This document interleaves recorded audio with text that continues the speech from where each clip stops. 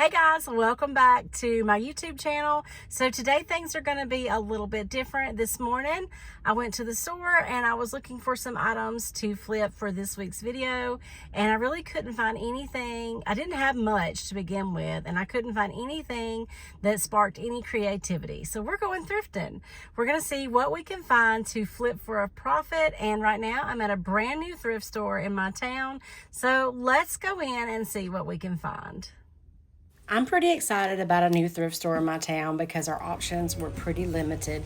And right when I first walked in, I spotted this pretty little bird bath for only $2.99. It's super heavy and great quality, so I definitely picked it up. You can tell it's actually been hanging outside. That hanger was rusted, and I think there was actually water in it. So I cleaned it up really good, and for some reason I saw bronze on this.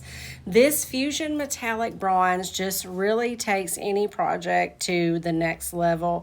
It is so easy to paint with and looks so good on everything. So I only had to do one coat of paint on this, and then once it dried, I simply rubbed some aging wax over it to get into a few of those cracks and details and really highlight those flowers and the bird more, and that's it. I actually liked this to begin with, but now I feel like it is definitely leveled up, and I really wish that the videos and the pictures portrayed the actual beautiful color of this bronze paint better, because it is so perfect. Okay, I need you guys to let me know. I have done several videos now without any music whatsoever, but I still feel like during these reveals, they just feel prettier, if that makes sense, with some music in the background. So y'all let me know. I promise to keep it really low and only during the final reveals. Let me know if that's something you're okay with.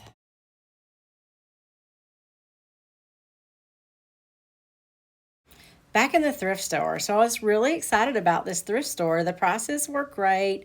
They had a pretty good bit of things. And look at this pink frame. That would have been so fun to paint. But it was really heavy. It was $5 and the stand was missing. So I left that behind.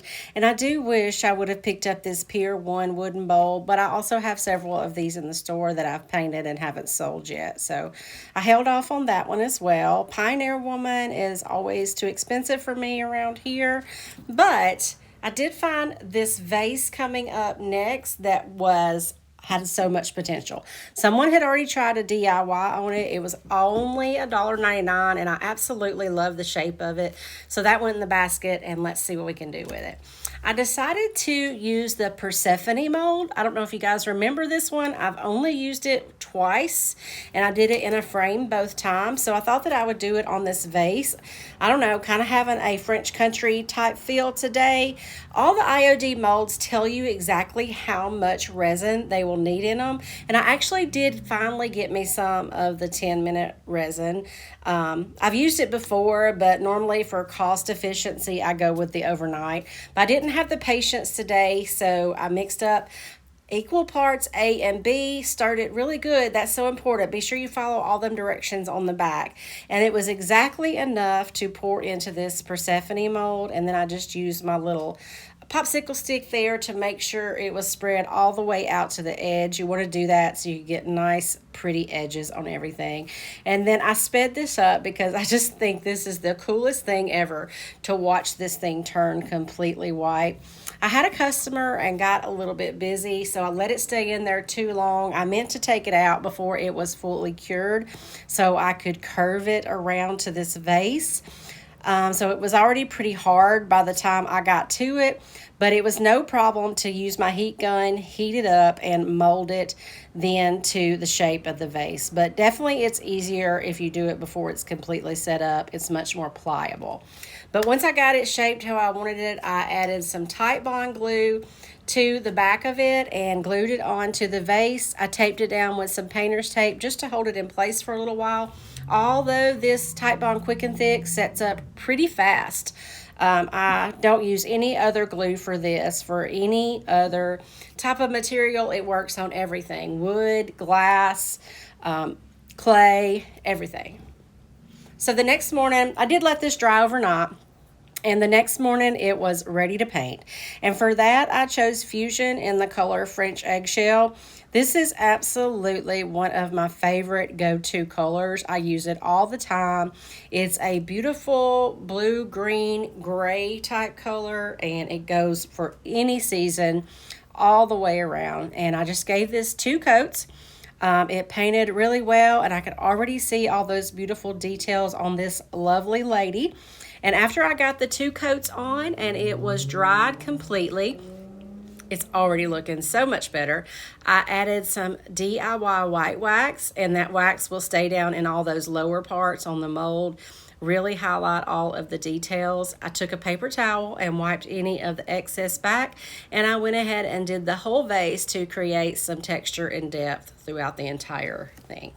Y'all will have to let me know down in the comments what your thoughts are on this transformation of this vase.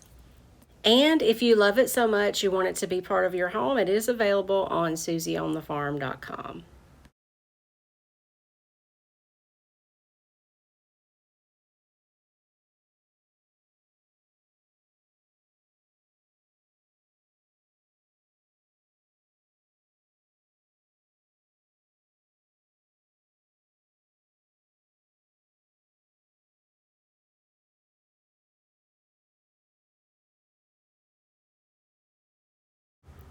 I thought these were so cute, and I didn't pick them up. They were $6.99 for the set, but they were a little worn for resale, so I left them behind, but they were so vintage and super cute.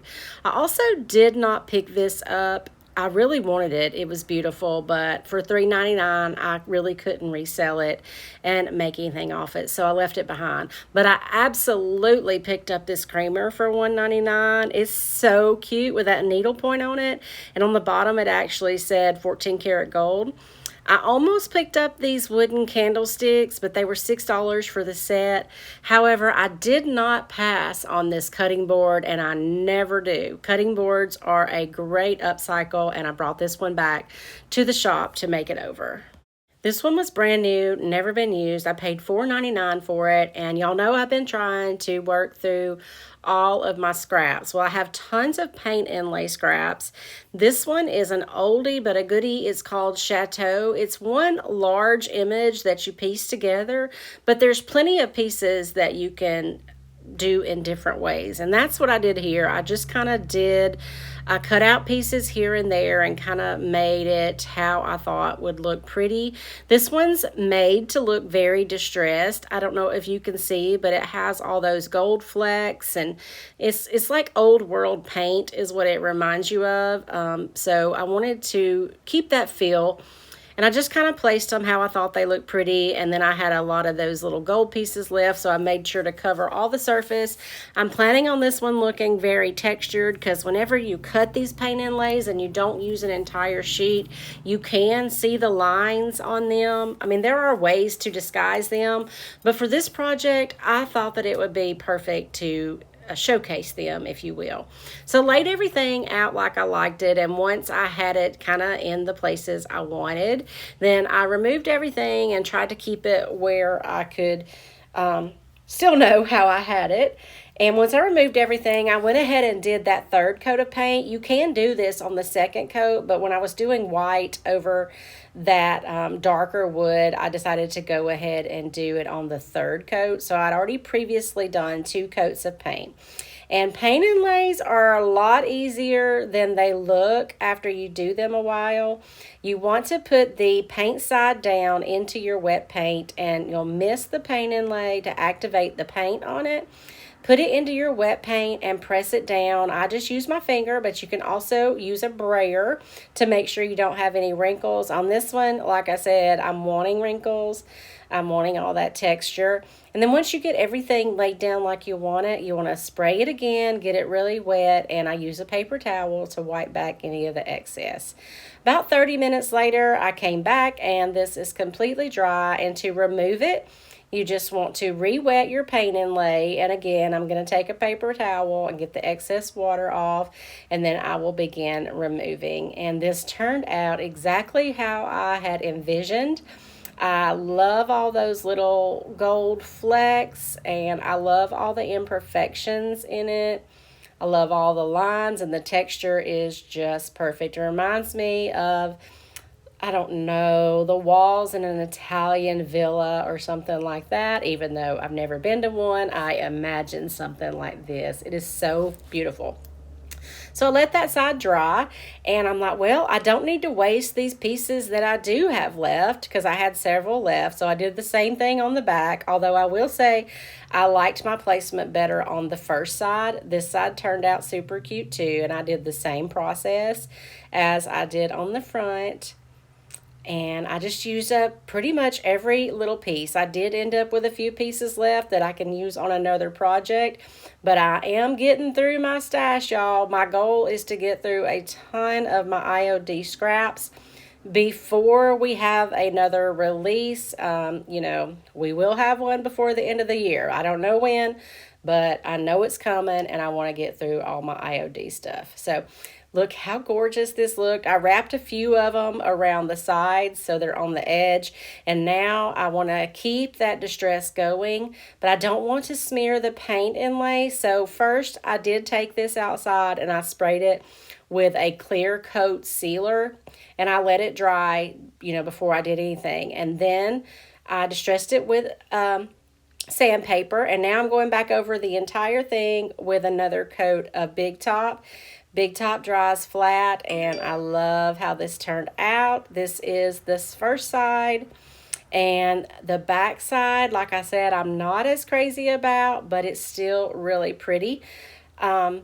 Let me know what y'all think about this. And have you tried the paint inlays? I know they look scary if you haven't tried them, but they are so much fun and they are so artistic. I mean, this is real paint onto this cutting board. And I can see this one stacked up with lots of other cutting boards. I just think it would be beautiful in a kitchen.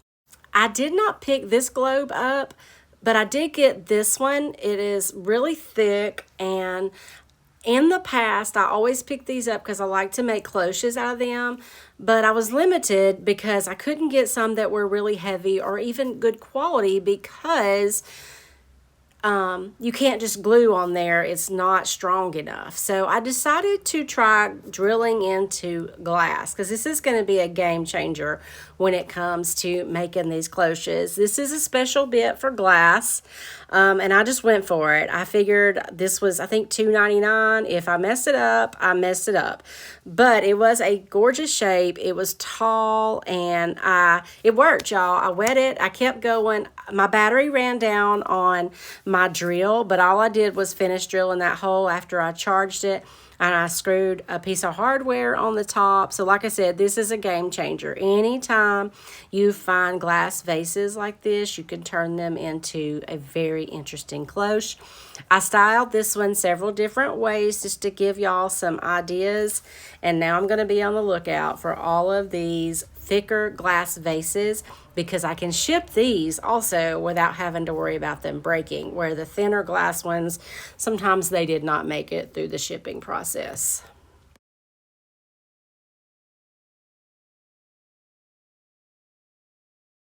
So I didn't get any more real footage in the thrift store because I ended up meeting the owner and talking to her and telling her about my YouTube, and I got distracted and forgot to film. But I did get an entire basket of these decor balls. These make great fillers for your decor. I have a bunch of them in the store, and believe it or not, they do sell pretty well. But for these, I wanted to make them prettier. That dark wood is not a great seller. It's usually the ones that are a prettier color or look glass or something that sell. So I decided to upcycle these, and I chose 3 different colors. I went ahead and chose some colors that could move on to the fall season. For these, I'm using DIY clay-based paint, and I used Summer Crush, Farm Fresh, which is this blue color here, and then I also did one in cake batter. It was a process getting down in all these details, but I just took my time and relaxed. I did 2 coats on each of the balls, and then once they were dry, I got out crinoline and I am going to dry brush over all of those details. To dry brush, you just put a little bit of paint on your brush, you dry most of it off onto a paper towel, and then you just lightly go over your project, and it stays on all those high parts and just gives it a lot of dimension, brings out all of those details, and just really adds a level of upcycled to these. So once I got all the dry brushing finished, I let it dry, which didn't take long because it was dry brushed, and then I went over all of them with one even coat of Big Top. I did want to use Big Top because if you do a wax, when you're rubbing it back onto this DIY paint, you'll get some more distressing than you want. I didn't really want any distressing on this. A little bit was okay, but I really wanted to keep those colors bright, and they're so gorgeous. Look how good they look in this white painted bowl. And like I said, I sell these a lot. I usually sell them for about $6.50, $7 each here in the store, and that's probably what I'll list these online for as well.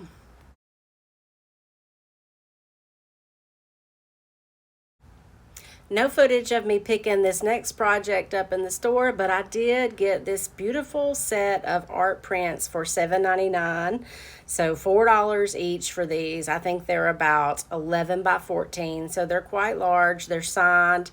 They're beautiful, but I think a lot of times people overlook art like this because the frames are just boring. So that's simply all I'm going to do is update those frames, and that Farm Fresh that I had out where I just did those decor balls matched the little line of blue. I don't know if y'all can see it right there on the inside of the mat perfectly. So I went ahead and painted both of these frames with 2 coats of the Farm Fresh, drying in between coats. And then once all the paint was dry, I got out my DIY white wax and went over both of the frames with it, and that white wax will stay down in there. I did, if you'll notice, I did not scrape the paint off. I did not tape the project off. I just got paint all over the glass. It's DIY paint. It's very easy to scrape off when you're done. So I did that before I put the white wax on because you don't want to seal the paint in on your glass. It's a little bit harder to get it off that way. So I finished these up by wiping that wax back, cleaning the frames again, and now I have these 2 beautiful matching pieces of art that have been previously overlooked, and I just love them. They are so pretty, and that bright colored frame really catches people's attention.